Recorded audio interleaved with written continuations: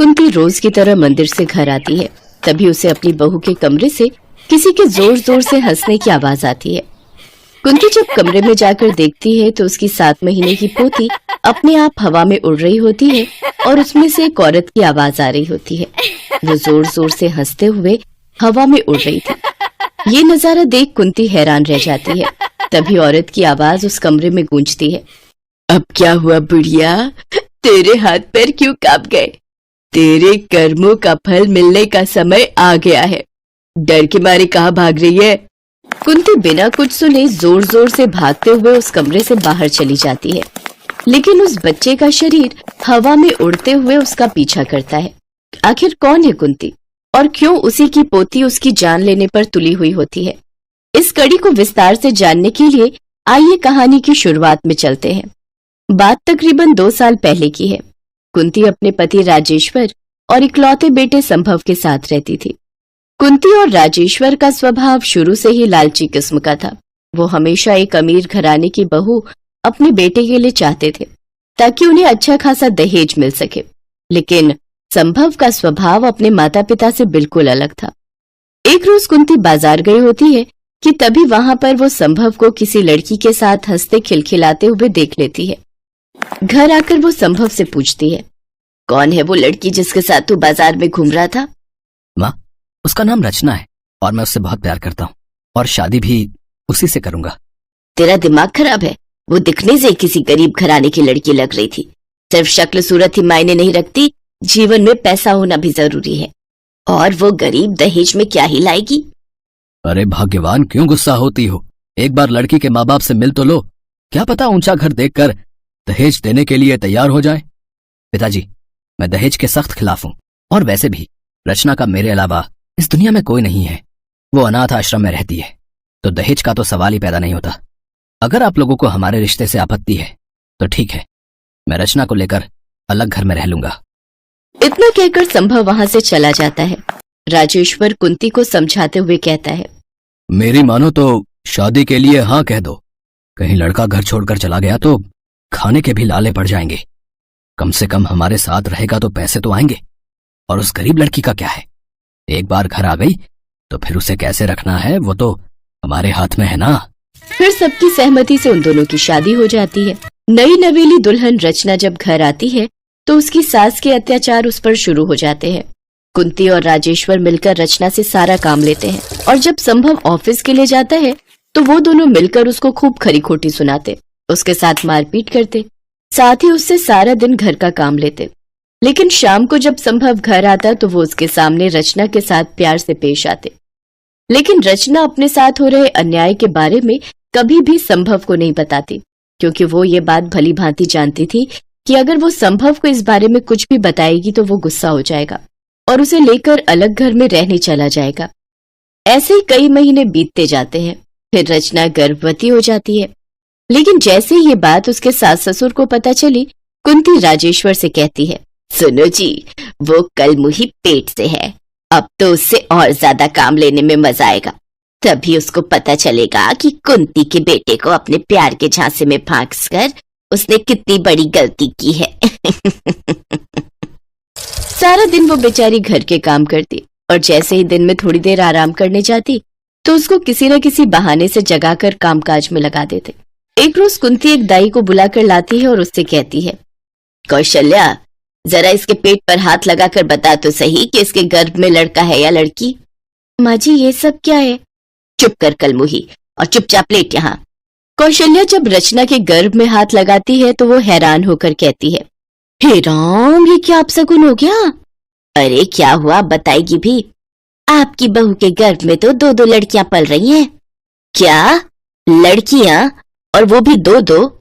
इसके बाद तो जैसे रचना, राजेश्वर और कुंती की आंखों में मानो चुभने लगी। ये औरत तो है ही मनहूस। एक तो अनाथ आश्रम से आई हुई गरीब है, कुछ दहेज भी नहीं लाई, अब ऊपर से 2-2 लड़कियों का बोझ मेरे बेटे के सर पर डाल देगी। इसका खुद का बोझ हम पर कम है क्या, जो अब इसकी 2-2 लड़कियों को भी पालेंगे? इसका तो जल्द ही कुछ इंतजाम करना पड़ेगा। एक रोज जब संभव ऑफिस के काम से शहर से बाहर जा रहा होता है तो कुंती उससे कहती है, बेटा, हमारे घर में एक नया मेहमान आने वाला है। ये हमारी कुलदेवी का हम पर आशीर्वाद ही तो है जो उसने हमें दादा दादी बनने का सौभाग्य दिया। मैं सोच रही थी कि तू तो ऑफिस के काम से बाहर जा रहा है, तो क्यों ना मैं और तेरे पिताजी अपनी बहू को और आने वाले मेहमान को कुलदेवी के दर्शन और उनका आशीर्वाद दिलवा लाएं। ये तो बड़ा अच्छा ख्याल है माँ। हाँ हाँ, जाओ जाओ, जरूर जाओ। अगले दिन जब संभव शहर से बाहर चला जाता है तो कुंती और राजेश्वर भी रचना के साथ गाड़ी में बैठकर मंदिर जाने के लिए निकल जाते हैं। मंदिर एक ऊंची पहाड़ी पर होता है जहाँ तेज हवाएं चल रही होती हैं। लो भाई, पहुंच गए मंदिर। चलो अब माँ अम्बे के दर्शन भी कर लेते हैं। दर्शन करने के बाद राजेश्वर उनसे कहता है, चलो दर्शन तो हो गए, अब फोटो वोटो हो जाए। बहू चलो अब अपनी सास के साथ उस पहाड़ी की तरफ खड़ी हो जाओ। रचना आज बहुत खुश थी। शादी के बाद पहली बार उसके सास ससुर उससे इतने अच्छे से पेश आ रहे थे। उनमें आए इस बदलाव पर रचना को बिल्कुल भी शक नहीं हुआ। वो दोनों जैसे ही फोटो खिंचवाने के लिए खड़ी होती है तभी राजेश्वर कुंती को इशारा करता है। कुंती रचना को पीछे खाई की तरफ धक्का दे देती है। रचना की चीखें उस पहाड़ी में गूंज जाती हैं। तुमने मेरे साथ अच्छा नहीं किया, मैं अपना बदला लेने जरूर वापस आऊंगी। पहाड़ी से नीचे गिरते ही रचना का निधन हो जाता है। कुंती और राजेश्वर खुश होकर घर वापस चले आते हैं और जब 2 दिन बाद संभव वापस लौटता है तो उसे कहते हैं कि रचना का किसी से चक्कर चल रहा था और वो किसी के साथ भाग गई। नहीं, मेरी रचना मेरे साथ ऐसा नहीं कर सकती। कई दिनों तक रचना के गम में डूबा संभव भी आखिरकार ये मान लेता है कि रचना किसी के साथ भाग गई। कुंती उसे दूसरी शादी करने के लिए मना लेती है। कुंती एक अमीर घराने की लड़की अलका, जो कि विधवा होती है, उसे अपनी दूसरी बहू बनाकर ले आती है। अलका अपने साथ खूब सारा दहेज लाती है। साथ ही एक चमचमाती गाड़ी भी उसके पिता उसे दहेज में देते हैं, जिसे देख कुंती खुश हो जाती है। शादी की पहली रात जब संभव अलका के पास बैठा होता है तभी अलका को एक गर्भवती औरत की परछाई नजर आती है और वो घबरा जाती है। वो औरत वहाँ कोई है। क्या हुआ अलका, तुम ठीक तो हो? कोई नहीं है वहाँ। ये लो पानी पियो और अब तुम आराम करो, शादी की रस्मों में थक गई होगी। अलका जब से इस घर में आती है तब से उस घर में कुछ न कुछ अनहोनी होनी शुरू हो जाती है।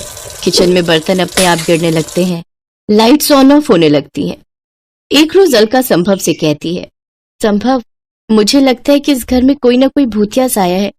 रोज तरह तरह की घटनाएं होती हैं मेरे साथ। ये तुम कैसी बातें कर रही हो अलका? पढ़ी लिखी होकर तुम इन सब बातों पर यकीन करती हो? ऐसे ही कुछ दिन बीत जाते हैं, फिर अलका प्रेग्नेंट हो जाती है। सभी बहुत खुश होते हैं कि तभी फिर से कौशल्या वहां आती है और वो अलका के गर्भ में हाथ लगाकर कुंती को बताती है कि उसकी बहू के गर्भ में लड़का है। ये सुनकर कुंती और राजेश्वर खुश हो जाते हैं और कुछ महीने बाद अलका की डिलीवरी होती है तो वो एक लड़की को जन्म देती है, जिसे देख राजेश्वर और कुंती दुखी हो जाते हैं। संभव खुश था, लेकिन रचना को याद करके वो काफी रोता भी था। एक रोज जब अलका अपनी बेटी के साथ कमरे में होती है तभी रचना की आत्मा वहां आ जाती है। रचना की आत्मा को देख अलका पूछती है, कौन हो तुम और मेरे कमरे में कैसे आई? घबराओ मत अलका, मैं तुम्हें कुछ नहीं करूंगी। तुम्हारी तरह मैं भी संभव की पत्नी थी। इसके बाद रचना अलका को सब कुछ बताती है। संभव के घर वालों ने अलका से उसकी पहली शादी की बात छुपाई थी। रचना की आपबीती सुनकर अलका की आंखों से आंसू आ जाते हैं और वो बहुत गुस्सा होती है और फिर रचना से कहती है, रचना, तुम्हारे साथ इन लोगों ने बहुत बुरा किया है और उन लोगों से बदला लेने के लिए मैं तुम्हारे साथ हूँ। अलका और रचना मिलकर एक प्लान बनाते हैं। फिर एक रोज जब हमेशा की तरह कुंती मंदिर से आती है तो अलका जानबूझकर अपनी बेटी को कमरे में छोड़कर चली जाती है।